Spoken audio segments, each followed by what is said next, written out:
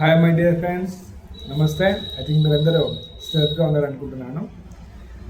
Already మనం start చేసాం network marketing సరళ సూత్రాలు చాప్టర్ 1 అనేది మీరు విన్నారని నేను అనుకుంటా ఉన్నాను. ఒకవేళ మీరు వినలేదు, ఆ వీడియో చూడలేదు అంటే కన్నా ఇదే మీకు నా యూట్యూబ్ ఛానల్లోనే రెడీగా ఉంటుంది. చాప్టర్ 1 అనేసి నెట్వర్క్ మార్కెటింగ్ యొక్క సరళ సూత్రాలు చాప్టర్ 1 అనేసి ఆ యొక్క చాప్టర్లో యాటిట్యూడ్ సంబంధించిన ఒక చాప్టర్ ఉంది. అంటే యాటిట్యూడ్ సంబంధించిన చాప్టర్ ఉంది. దాని గురించి నేను ఇక్కడ పూర్తిగా చదివించడం జరిగింది. ఈ రోజున B for brand second chapter గురించి చదువుతూ ఉన్నాను. B for brand. నెట్వర్క్ మార్కెటింగ్లో మనకు కూడా అందరికి కూడా ఒక బ్రాండ్ అనేది మనం క్రియేట్ చేసుకోవాలి. ఇది చాలా చాలా ఇంపార్టెంట్. కానీ మనకు ఏముంటుందంటే కంపెనీ పేరుతో కంపెనీ దాంతోనే చాలామంది ప్రమోషన్ చేస్తూ ఉంటారు. దానికన్నా బెటర్ వే ఏంటంటే ఓన్గా మీకంటూ ఒక బ్రాండ్ అనేది క్రియేట్ చేసుకోవాలి. దానికి సంబంధించే రచయిత ఏం చెప్తున్నాడంటే ఇక్కడ బ్రాండ్ గురించి ఈ యొక్క చాప్టర్ 2వ చాప్టర్లో డిస్కస్ చేయడం జరుగుతూ ఉంది. చాప్టర్ 2 బ్రాండ్ ఉన్నట్టు చదువుతాను నేను. చాలా విషయాలు మీకు తెలుస్తాయి. అక్కడ ఎక్కడైనా ఏమైనా యాడ్ చేయాల్సిన అవసరం ఉంటే కన్నా నేను కొన్ని విషయాలు యాడ్ చేసి కూడా మీతో డిస్కస్ చేస్తాను. B for brand. ఇక్కడ ఏమంటున్నానంటే కోకా-కోలా అనేది ఒక బ్రాండ్, నైకీ కూడా ఒక బ్రాండ్, మీరు కూడా ఒక బ్రాండ్. అది నిజమే. ప్రాచీన కాలంలో పశ్చిమ ప్రాంతంలో పశువుల మీద వాతతో ముద్రలు వేసేవారు. పచ్చిక మైదానాల్లో మేయడానికి వెళ్తాయి కదా, మామూలుగా ఫుడ్ తీసుకోవడానికి వెళ్తాయి కదా, పచ్చిక మైదానాల్లో మేసే వాటిని చూసి ఎవరైనా తక్షణం గుర్తించడానికి వీలుగా ఉండేటందుకు అలా చేసేవారు. అది మీ పట్ల కూడా నిజమే. ఇప్పటి వరకు మీరు చేసినదంతా మీ బ్రాండ్లోని భాగంగానే చెప్పుకోవచ్చు. గతంలో మీరు చేసిన పనులు, మీ మాటలు, మీ ప్రవర్తన లాంటివి ఇతరులు మిమ్మల్ని ఎలా అర్థం చేసుకుంటారన్న దానికి అంతర్భాగంగా ఉంటాయి. చూడ ఎంత వాల్యుబుల్ వర్డ్స్ ఇక్కడ ఇవ్వడం జరిగింది. గతంలో మనం చేసిన పనులు, మనం చేసిన మాటలు, మన ప్రవర్తనని ప్రేరించి వేసుకొని మనకంటూ సమాజం ఒక బ్రాండ్ అనేది ఇస్తుంది. అంటే మీ ఫ్రెండ్ సర్కిల్లో, మీ బంధువుల్లో ఎవరైనా ఇలాంటి వాడు ఎక్కువ కోపం ఉంటుంది, ఎక్కువ సిగ్గుపడతాడు, ఎవరితో మాట్లాడు, ఎవరితో కలవడు, లేదా ఒకసారి మాట్లాడుతూ ఉంటే అలాగే మాట్లాడుతూనే ఉంటాడు. ఇంకా రకరకాల బ్రాండ్లు మనకు ఉంటాయి. అదే ఇక్కడ చెప్తా ఉన్నారు. ఏమంటున్నారంటే గతంలో మీరు చేసిన పనులు, మీ మాటలు, మీ ప్రవర్తన లాంటివి ఇతరులు మిమ్మల్ని ఎలా అర్థం చేసుకుంటారన్న దానికి అంతర్భాగంగానే ఉంటాయి. అది కూడా ఒక బ్రాండ్ అనేది మీకు తెలియకుండానే మీరు ఒక బ్రాండ్ అనేది మీరు క్రియేట్ చేస్తుంటారు. తర్వాత మీ ధోరణి, మీ దృక్పథం లాగే వ్యాపార సమాజంలోనూ మీ ఇమేజ్, మీ పేరు ప్రతిష్టలు కూడా ఎంతో ముఖ్యమైనవి. ఎందుకంటే ముందు రాబోయే అవకాశాలు వాటి మీద ఆధారపడి ఉంటాయి. అంటే మీరు వ్యాపారంలో ఉన్నారు, నెట్వర్క్ మార్కెటింగ్లో ఉన్నారు, ఏదైనా బిజినెస్లో ఉన్నారు, మీ ధోరణి ఏంటి, మీ దృక్పథం ఏంటి, వ్యాపార సమాజంలో మీ ఇమేజ్ ఏంటి, మీరు ఎలాంటి వాళ్ళు, నమ్మకస్తులా, మోసం చేస్తారా, నమ్మించి ఏమైనా మోసం చేస్తారా, లేకపోతే ఒక మాట ఇస్తే ఒక మాట మీద నిలబడి వాళ్ళతో జర్నీ చేస్తారా, ఇలాంటివన్నీ కూడా బేరే చేసుకుంటే దాన్ని ఒక ఇమేజ్ లాగా, ఒక బ్రాండ్ లాగా తీసుకుంటే దాన్ని బేస్ చేసుకొని ఫ్యూచర్లో మీకు అవకాశాలు వస్తాయి, వాటి మీద ఆధారపడి ఉంటాయి, మీకు రాబోయే అవకాశాలు వాటి మీద ఆధారపడి ఉంటాయి అని చెప్తా ఉన్నారు. పెద్ద కార్పొరేషన్లు తమ బ్రాండ్ని కొనసాగించుకోవడం కోసం కొన్ని కోట్ల డాలర్లు ఖర్చు చేస్తూ ఉంటాయి. అంటే పెద్ద కార్పొరేషన్ ఏవైతే ఉన్నాయో, పెద్ద బ్రాండ్స్ ఏవైతే ఉన్నాయో వాటి బ్రాండ్స్ని అవి నిలబెట్టుకోవడానికి అడ్వర్టైజ్మెంట్ రంగంలో కావచ్చు, వాళ్ళు ఏదైనా కమిట్మెంట్ ఇవ్వడంలో కావచ్చు, ఆ కమిట్మెంట్ ఇస్తే దాన్ని నిలబెట్టుకోవడం కోసం కొన్ని కోట్ల డాలర్లు ఖర్చు చేస్తాయి అంటున్నారు. బ్రాండ్ మేనేజర్లుగా ఉద్యోగాలు చేస్తూ తమ జీవితాలు వెళ్ళబుస్తున్న వాళ్ళ గురించి మనలో చాలామంది తెలుసు. వాళ్ళు తమ వృత్తిని చేపట్టడానికి కారణము బయట ప్రపంచంలో తమకంటూ ఒక సానుకూల ముద్ర ఉందని అనిపించుకోవడంలో గణనీయమైన విలువలు ఉండటమే. అయినా అనేక మంది వ్యక్తులు తరచు తమ సొంత బ్రాండ్ని కొనసాగించడానికి ఉన్న ప్రాముఖ్యతను విస్మరిస్తుంటారు. అంటే చాలామంది వ్యక్తులకి బ్రాండ్ యొక్క వాల్యూ తెలియకుండా దాన్ని నెగ్లెక్ట్ చేస్తూ ఉంటారు అని చెప్తా ఉన్నారు. మీరు ఎల్లప్పుడూ ఒక వృత్తి నిపుణులుగా ప్రవర్తిస్తూ ఉండాలి. పనిలో ఒత్తిడిని ఎలా ప్రవర్తించాలి అనే దాని పట్ల ప్రత్యేకమైన దృష్టి నిలపాలి. మీరు దీనికోసం ఇవిగో రెండు ఉదాహరణలు అంటే రెండు స్టోరీలు చెప్తున్నారు ఇక్కడ. ఏంటి ఆ రెండు స్టోరీలు అంటే, ఫస్ట్ వచ్చేసి జాన్ ఒక అకౌంటెంట్. తన కింద పనిచేస్తున్న ఆఫీసర్ సిబ్బంది తనని మెచ్చుకోలుగా చూస్తుంటారన్న సంగతి అతనికి తెలుసు. అతని ఆలోచనలన్నీ మంచివే, అయితే పని ఒత్తిడి పెరిగినప్పుడు మాత్రం అతను చిరుబురులాడుతుంటాడు. అప్పుడు అతని ప్రవర్తన అసంబద్ధంగా మారుతుంటుంది. ప్రజలు టెన్షన్ ఎక్కువ అయిపోతే ఏమవుతుందంటే స్ట్రెస్, టెన్షన్ ఆడి చిరుబురులు ఆడుతుంటాడంట. అప్పుడు అతని ప్రవర్తన అసంబద్ధంగా అంటే ఇంతకు ముందు కన్నా చాలా విచిత్రంగా ఆయన ప్రవర్తిస్తూ ఉంటాడు, మారుతాడంట. అతను భయంకరమైన వ్యక్తి అని, అతనితో కలిసి పనిచేయడం దుర్లభమని అంటే కష్టమని అతని మీద ముద్ర పడింది. ఇదొక బ్రాండ్.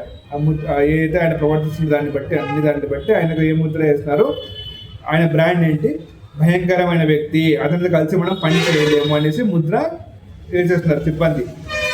సిబ్బంది తన గురించి ఏర్పరచుకున్న ఈ అభిప్రాయం గురించి, తనకున్న ఇమేజ్ గురించి అతను పట్టించుకోలేదు. అనుకుంటా ఉంటారులే, ఏముందిలే, నేను పనిలో ఉన్నా కదా, పనిలో ఉన్నప్పుడు ఇవన్నీ మామూలు అనేసి ఆయన చాలా వరకు పట్టించుకోలేదంట. తన కంపెనీలోను బయట తనకున్న పేరు ప్రతిష్టలు దెబ్బతింటుంటే అతను వాటిపైన దృష్టి పెట్టలేదు, అంటే ఆయన దృష్టి పెట్టకుండా నెగ్లెక్ట్ చేసినాడు అనమాట. తర్వాత ఇంకొక వ్యక్తి జేఫ్. ఇంతకుముందు జాన్ గురించి చెప్పారు, ఇప్పుడు జేఫ్ అనే వ్యక్తి గురించి చెప్తున్నాడు. జేఫ్ అమ్మకాల రంగంలో ఆర్థిక సేవలు అందించే నిపుణుల బృందానికి మేనేజర్గా ఉన్నాడు.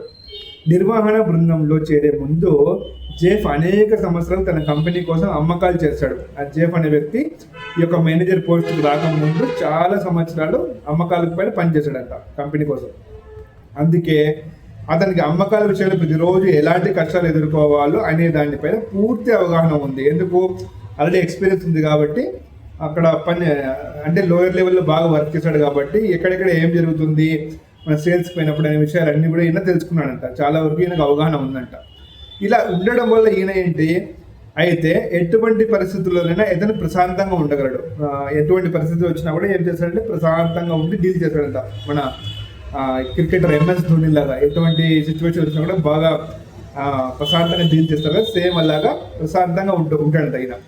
వెంటనే ఆపన్న హస్తం అందిస్తాడు. ఆపన్న హస్తం అంటే వెంటనే సహాయం చేస్తాడు సిబ్బందికి, వాళ్ళ టీంకి.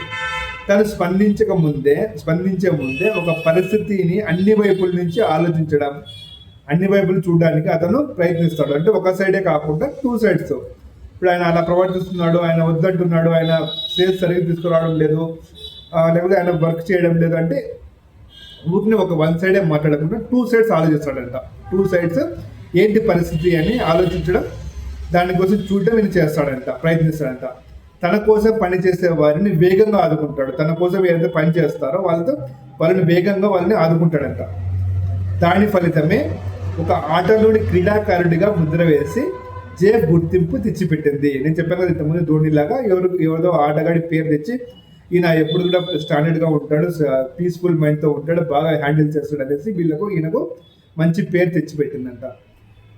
తర్వాత ఇంకేం చెప్తున్నారు ఈ లాస్ట్ దాంట్లో, మీ బ్రాండ్ మెరుగుపరచుకోవడానికి మీరు చేయగల 7 పనులు ఏవి అంటే, నాకు ఇంకో బ్రాండ్ అనేది లేదు, నేను ఎలా క్రియేట్ చేసుకోవాలంటే ఇక్కడ కొన్ని పాయింట్స్ ఇస్తూ ఉన్నారు, 7 పాయింట్స్ ఇస్తూ ఉన్నారు. ఏం ఆ 7 పాయింట్స్ అంటే, ఇతరుల పట్ల గౌరవం చూపండి, వాళ్ళని ఆదరించండి. వేరేదో ఉన్నారు, మీ చుట్టుపక్కల ఉన్న వాళ్ళు, మీ టీంలో కావచ్చు, మీ అప్లయన్స్ కావచ్చు, మీ డౌన్లైన్స్ కావచ్చు, సమాజంలో ఎవరైనా కావచ్చు, వాళ్ళ పట్ల గౌరవాన్ని చూపించాలి, వాళ్ళని ఆదరించండి. అంటే వాళ్ళని అభినందించడం, వాళ్ళని అప్రిషియేట్ చేయడం అవసరం ఉన్నప్పుడు అలా చెప్తున్నాడు. 2, వ్యాపార రంగంలోకి దహనశీల సంస్థల్లోకి మీకు మీరే వచ్చి చేరండి, వాటిలో పని చేయడానికి ముందుకు రండి. అంటే ఏమైనా సామాజిక పరంగా ఏదైనా సోషల్ వెల్ఫేర్స్ ఏదైనా ఆర్గనైజేషన్స్ ఉంటాయి, అంటే NGOs ఉంటాయి, అవి నిస్వార్థంగా సేవ చేస్తూ ఉంటాయి. అలాంటి వాటిలో వెళ్ళి మీరు చేరి ముందుండి పని చేయండి అంటున్నారు. అంటే సమాజంలో ఒక మంచి పేరు వస్తుంది, మీకు తెలియకుండా ఒక బ్రాండ్ క్రియేట్ అవుతుంది. మిమ్మల్ని ఉద్యోగంలో నియమించుకున్న వాళ్ళ కోసం లేదా మీరు ఏదైతే నెట్వర్క్ మార్కెటింగ్ కంపెనీలో వర్క్ చేస్తున్నారో అని కూడా మనం తీసుకోవచ్చు. ఎందుకంటే మనం నెట్వర్క్ మార్కెటింగ్లో ఉన్నాం కదా, నెట్వర్క్ మార్కెటింగ్లో తీసుకోవచ్చు. నెట్వర్క్ మార్కెటింగ్లో ఉన్న వాళ్ళ కోసం మీ పనిని గొప్పగా చేయండి, హృదయపూర్వకంగా పని చేయండి. అంటే గొప్పగా ఏదైనా మీరు వర్క్ చేస్తున్నారా, గొప్పగా చేయాలి, మనస్ఫూర్తిగా చేయాలి. ఆ ఫలితం అది తర్వాత. ఫస్ట్ మీ యొక్క పని ఏదైతే ఉందో దాన్ని మీరు ఖచ్చితంగా 100%తో మీరు చేయాలి అని చెప్తా ఉన్నాడు. గొప్పగా చేయండి, హృదయపూర్వకంగా చేయండి అని చెప్తున్నాడు. తర్వాత ఇతరులకు మార్గదర్శనం చేయండి అంటే ఇతరులు మీ టీంలో ఎవరైతే ఉన్నారో వాళ్ళని మీరు గైడ్ చేయండి, నథింగ్ బట్ గైడ్ చేయండి. వాళ్ళని గైడ్ చేసి వాళ్ళు నెక్స్ట్ లెవెల్కి ఎలా తీసుకెళ్ళాలి అనే దాని మీద వాళ్ళతో మీరు పని చేయండి అని చెప్తా ఉన్నారు. తర్వాత జనంతో మీరు సంభాషణ జరిపే పద్ధతులు, జనంతో మీరు ఎవరైతే చుట్టుపక్కల వాళ్ళతో మీరు మాట్లాడతారో జనంతో మీరు సంభాషణలు జరిపే పద్ధతులను మెరుగుపరచుకోండి, ప్రతిభా నైపుణ్యాలను అలవర్చుకోండి, మంచి స్కిల్స్ని అలవర్చుకోండి అని చెప్తా ఉంటారు. తర్వాత వాణిజ్య రంగంలోని పత్రికలకు వ్యాసాలు రాయండి. వాణిజ్య రంగంలో పత్రికలు వ్యాసాలు రాయండి అంటే అప్పట్లో ఉండింది. ఇప్పుడు మీరు ఫేస్బుక్ ఉంది, మీరు ఫేస్బుక్లో ఒక ఏదైనా వ్యాసం రాసి ఫేస్బుక్లో మీరు అప్లోడ్ చేయొచ్చు, ఇన్స్టాగ్రామ్లో అప్లోడ్ చేయొచ్చు, వీడియో రూపంలో ఏదైనా మీరు అప్లోడ్ చేయొచ్చు. అంటే ప్రతి ఒక్క చోట మీరు పాజిటివ్నెస్ని మీరు పెంచండి అని చెప్తా ఉన్నారు. తర్వాత లాస్ట్ బట్ నాట్ లీస్ట్, మీ నెట్వర్క్లో ఉన్న వాళ్ళందరికీ తమ వ్యాపార అభివృద్ధికి పరచుకోవడానికి కొత్త కొత్త బిజినెస్ ఐడియాలను సూచించండి అని చెప్తాం. అంటే రెస్పాన్సిబిలిటీ తీసుకోండి అని చెప్తా ఉన్నారు. మీ నెట్వర్క్లో ఉన్న వాళ్ళందరికీ తమ వ్యాపారాన్ని అభివృద్ధి పరచుకునేందుకు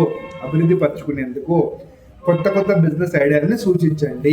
ఈ 7 విషయాలు మీరు చేస్తే మీకు తెలియకుండానే ఒక పాజిటివ్ బ్రాండ్ అనేది మీకు ఏర్పడుతుంది అని చెప్పి చెప్తా ఉన్నారు. ఇక్కడ లాస్ట్ పారాగ్రాఫ్ చదివేస్తాను.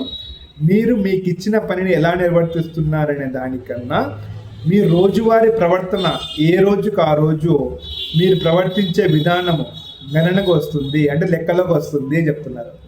మీకు ఇచ్చిన పని ఎలా చేస్తూ ఉన్నారు, మీరు రోజువారీ ప్రవర్తన ఎలా ఉంది, ఏ రోజుకు ఆ రోజు మీరు ప్రవర్తించే తీరు ఎలా ఉంది అనేవన్నీ కూడా ఈ బ్రాండ్ క్రియేట్ చేసుకోవడంలో మీకు లెక్కలోకి వస్తాయని చెప్తున్నారు. ఇక్కడ ఒక బలమైన బ్రాండ్ ఏర్పరచుకోవడానికి మీకు పలుకుబడికి కీలకం. మీరు ఒక బలమైన బ్రాండ్ ఏర్పరచుకోవడానికి మీ పలుకుబడికి కీలకం ఏంటి అంటే నిలకడ, తర్వాత స్థిరత్వం. అంటే మీరు ఏ కంపెనీలో వర్క్ చేస్తున్నారో ఆ కంపెనీలో వర్క్ చేయడము నిలకడగా, రిజల్ట్స్తో సంబంధం లేకుండా స్థిరంగా మీరు పనిచేయడం అని అర్థాలు తీసుకోవచ్చు మనం. మీరు చేస్తున్న పనులు ఎంత గట్టిగా మాట్లాడుతున్నాయంటే మీరు అంటున్నది నాకేం వినిపించడం లేదు అనే నానుడి, అంటే ఇక్కడ ఒక పవర్ఫుల్ నానుడి చెప్తా ఉన్నారు.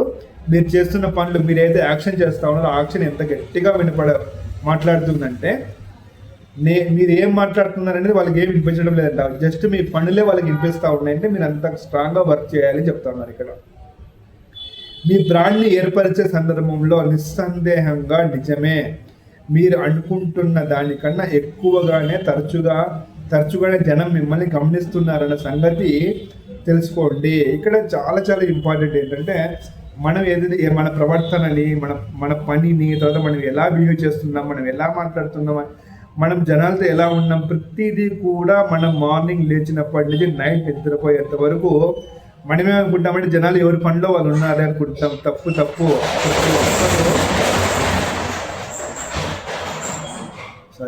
ప్రతి ఒక్కరూ మనల్ని గమనిస్తూ ఉంటారు, డైరెక్ట్గా ఇండైరెక్ట్గా మనల్ని గమనిస్తూ ఉంటారు.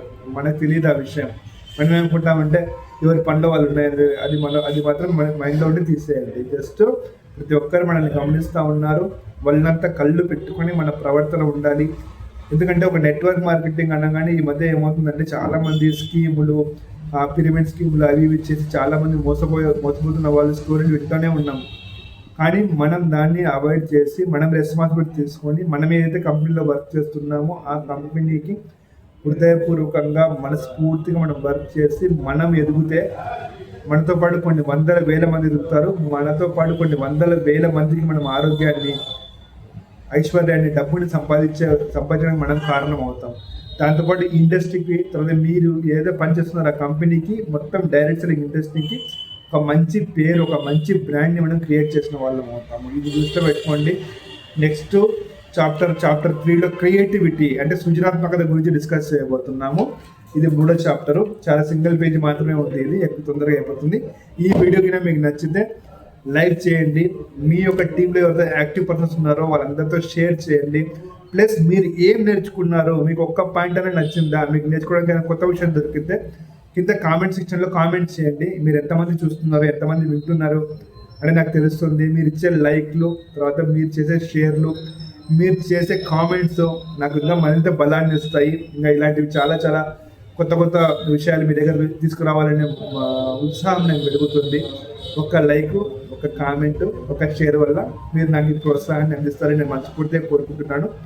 దట్స్ ఇట్ అండి ఈరోజు వీడియో. మీకు హెల్ప్ఫుల్ అయింది అనుకుంటున్నాను, మీకు యూస్ఫుల్ అయింది అనుకుంటున్నాను. Wish you all the best. Thank you so much అందరికీ. Thank you.